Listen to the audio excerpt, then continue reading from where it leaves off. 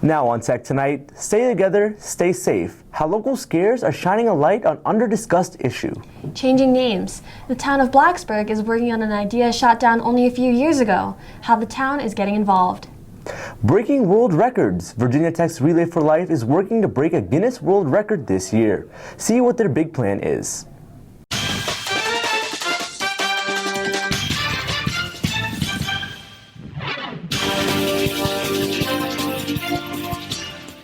Longtime Mayor Ron Rordam announces retirement. Welcome to Tech Tonight. I'm Lauren Pack. And I'm Muhammad Ali.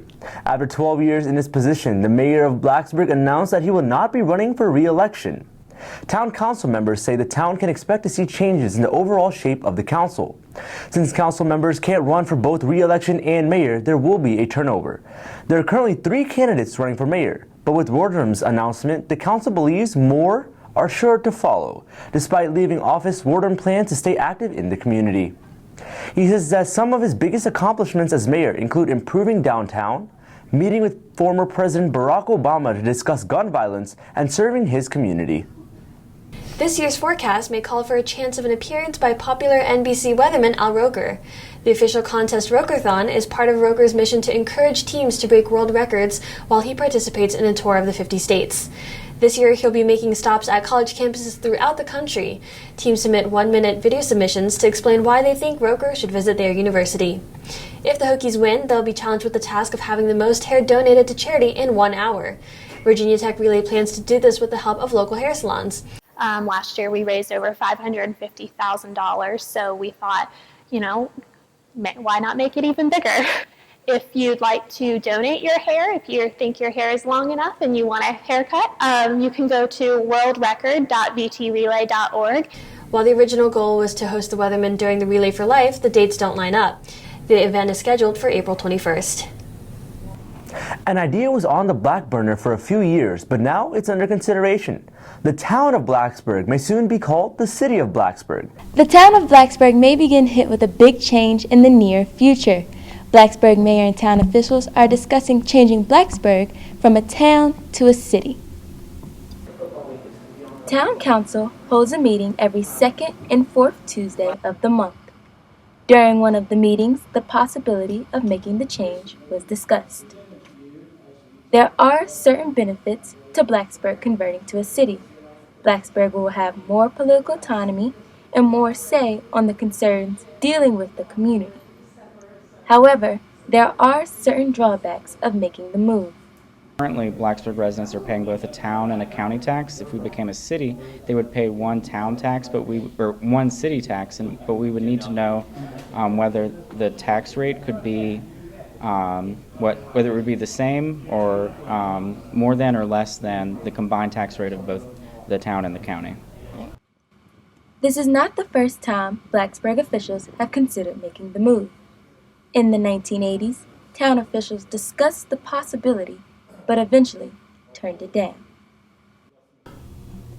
Officials have not reached a decision on whether or not to convert Blacksburg into a city. However, town officials are open into continuing the discussion. Reporting from downtown Blacksburg, I am Denasia Dunaville from Tech Tonight. We've seen some pretty warm weather this week. Is it finally time to pack away the winter coats? Meteorologist Caitlin Purcell has your forecast. Caitlin?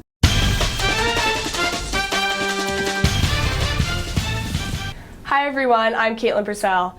As we begin the month of April, we are well into the swing of more typical spring-like conditions. The previous week, we saw temperatures ranging anywhere from 40 to 70 degrees, with showers occurring a few days.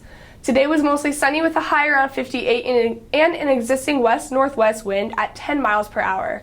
Tonight will cool down to 38 degrees under mostly clear skies with a light breeze.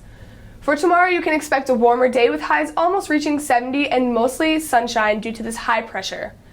As the system makes its way out of the region, conditions won't be so nice for the next few days. Monday and Tuesday are likely to bring a decent amount of rain, but things should clear up again by Wednesday. Taking a look at our week ahead, tomorrow will be a pleasant day, so get outside if you have the chance. Monday and Tuesday will bring showers and temperatures in the 60s. By Wednesday, clouds will clear, leaving sunny skies and a high of 65. That's all for your weekly weather. I'm meteorologist Caitlin Purcell. 3 years ago, Virginia Tech professor Mark Edwards rose to national fame for his work with the Flint water study in Michigan. Despite data showing that water is improving, Edwards says the community is unable to overcome the betrayal of the past. The deep distrust of Flint citizens comes as a result of what Edwards called, quote, one of the worst environmental crimes in U.S. history, end quote. Officials found evidence of major improvements this past December, with 6% of first-drawn samples collected registering above the federal action level for lead. Edwards also said the entire water crisis could have been avoided with productivity, specifically if the EPA would have acted immediately after finding out about rising lead levels. While the quality of water is slowly improving, the feeling among residents may take much longer to heal. One group of Hokies is coming together to embrace diversity and increase inclusion across campus. One Less Stranger is an organization that seeks to change the dialogue on diversity and inclusivity by embracing the notion that change happens locally, right here on campus. One Less Stranger had their first event, an interfaith dinner at Hillel. The event brought in more than 100 students from different cultures, religions, and backgrounds. They also hosted Professor Brady Falker to talk about inclusion and diversity. Munib Hamid, one of the co-founders, says that the event is a great way to meet people from different backgrounds.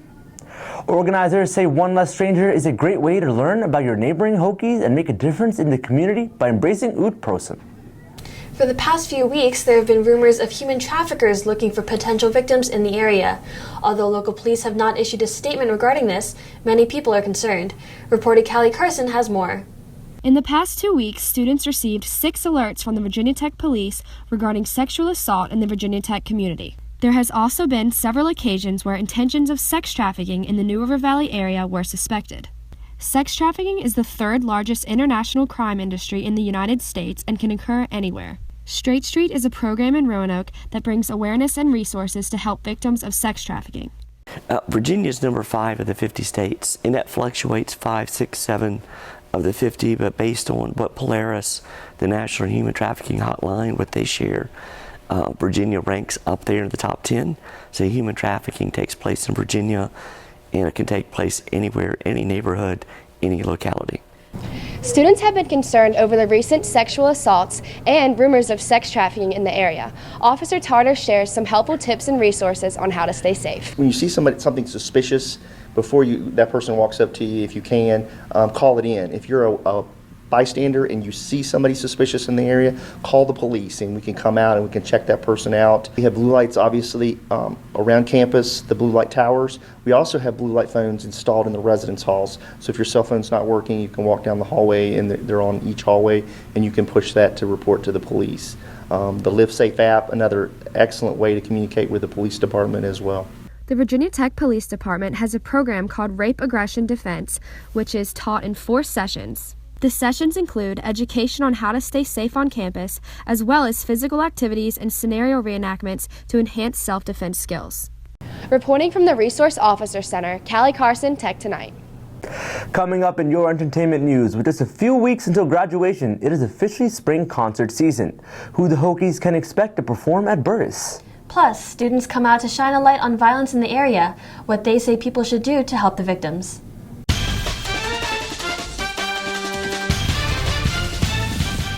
Dozens packed the Henderson lawn to shine a light on an important issue in an area. Welcome to your entertainment news. I'm Melissa Cisneros. And I'm Ali On. Victims of gender-based violence were able to have a platform to be heard this past Thursday. The United Feminist Movement hosted the Take Back the Night rally this past week. Rounding out National Women's Month, this annual event looks to bring people in the area together to help lessen violence by creating change in the community. This year, before the rally, people came out to listen to music from local artists. Participants say, especially considering recent events, this event is so important. Reporting sexual assaults is great. It needs to happen. And unfortunately, I think people think that means that more sexual assaults are happening, and it doesn't mean that. This has been a problem consistently. It just means that people are being brave and reporting the problems now. After speakers shared their personal experiences of gender-based violence, the group marched through the Virginia Tech campus to spread their message. Coming back for its second year in a row, a local event will be helping fundraise money for kids' education in Kenya.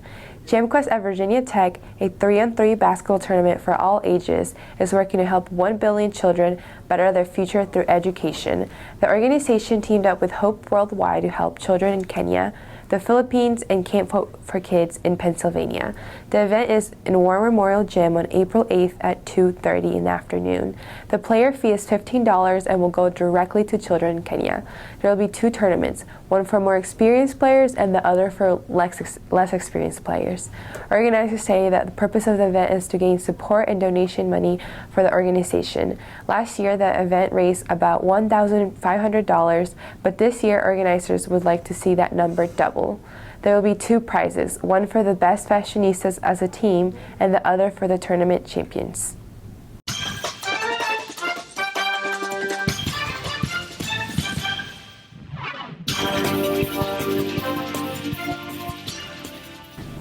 Welcome back to Tech Corner, Muhammad Ali. We're going to start off the engineering major segment with mechanical and civil engineering, 2 different yet very similar majors. So, you may be wondering, what are some classes in mechanical and civil engineering? You'll be covering a breadth of subjects including physics, statics, and mechanics of deformable bodies. Both are very heavy in math and physics. Now, what is the main difference between mechanical and civil engineering? Civil engineering is focused on infrastructure, such as bridges, roads, dams, and similar things. It is the second oldest engineering category after mechanical engineering. An example career can be project manager working on constructing a building or bridge. Mechanical engineering looks more into mechanical systems such as engines, machinery, automation, and more. For example, a future career can be working on improving the efficiency of jet engines. Civil engineering projects are usually more large-scale and longer in duration, while mechanical engineering projects are shorter and require detailed precision. If you like architecture, buildings, and infrastructure, look into civil engineering. If you're interested in the physics and the mechanical aspect, of course, look into mechanical engineering.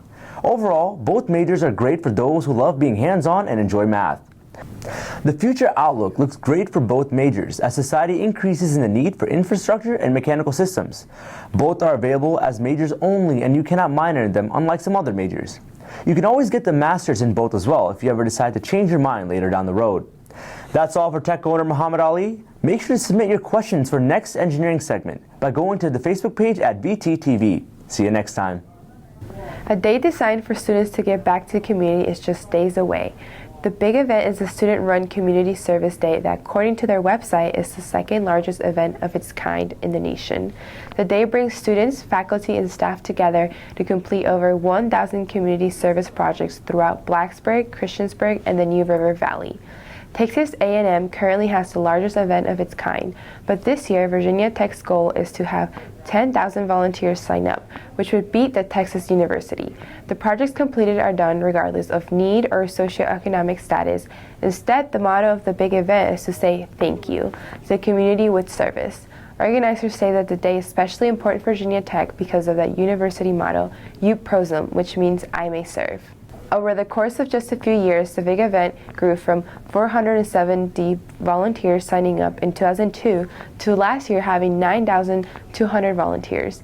The number of projects completed grew as well, with fewer than 100 projects to now over 1,000. Our goal this year is to get 10,000 volunteers, both student, faculty, staff, just people in the town of Blacksburg who want to volunteer their time. The big event will be next Saturday morning, April 8th at 9. With just a few weeks left until graduation, the Virginia Tech Union and the Black Student Alliance are teaming up to make sure graduating seniors can enjoy one last concert. This year, the groups will bring Big Sean to perform in Burris Hall. For this concert, seniors have a leg up while purchasing tickets, thanks to their 100 Days cards. Hundreds of Hokies packed the bottom of Squires to secure their chance at getting a ticket on Monday. Seniors were able to purchase tickets first, with underclassmen quickly behind. Tickets are still on sale in the ticket office in Squires. The cost is $25 for students and $40 for general admission.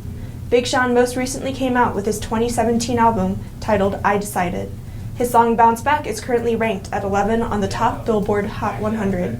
This annual concert has also brought in performers like Fetty Wap and Waka Flocka Flame. Big Sean will perform at 8 in the evening on Thursday, April 13th. Coming up in your Hokie Sport news, Hokie baseball struggles against Pittsburgh. Plus, Virginia Tech lacrosse's last non-conference game against Campbell. See if they came out on top.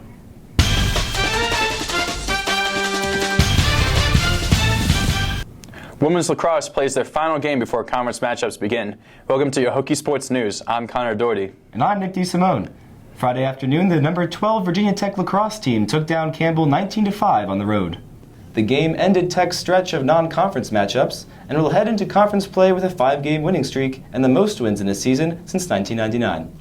Junior Emma Hardin got the Hokies on the board just 2 minutes into the game and was quickly matched by teammate Christine Lascalzo as she fired in her first of 6 goals on the afternoon. Junior goalie Meg Graham did her part in the victory as well and kept the opposition from scoring for the first 25 minutes of the game, allowing the Hokies to build a quick 11-0 lead. Speaking of good defense, Virginia Tech is ranked 4th in the nation defensively, and offense hasn't looked too bad either, as 6 Tech players found the back of the net in Friday's victory. The now 11-2 Hokies will look to continue their strong play as they face off against the defending national champions Tuesday at Thompson Field against the Tar Heels. Playing in Pittsburgh on Saturday, the Hokies lost both games of a doubleheader against the Panthers. The Panthers jumped out of the gates early as they scored first in both games. The first game of the day saw the Hokies get routed 8-2 as the Panthers racked up 11 hits along the way. Tech was down 5-0 by the middle of the 5th inning and gave up 3 more runs in the 6th that put the game away for Pitt. The Hokies did better in the second game but still came up short 3-2. Tech was down 2-0 by the end of the second inning, but after a Matt Capel homer in the 5th and a sacrifice fly by Sam Fragel in the 6th, the game was tied at 2 apiece. However, Pitt got the game-winning run on an RBI signal in the 8th, and the Panthers closer Chris Gomez closed it out for the sweep. The losses brought Tech's record to 14-12 on the season thus far, and 3-9 in their last 12 played in Pittsburgh.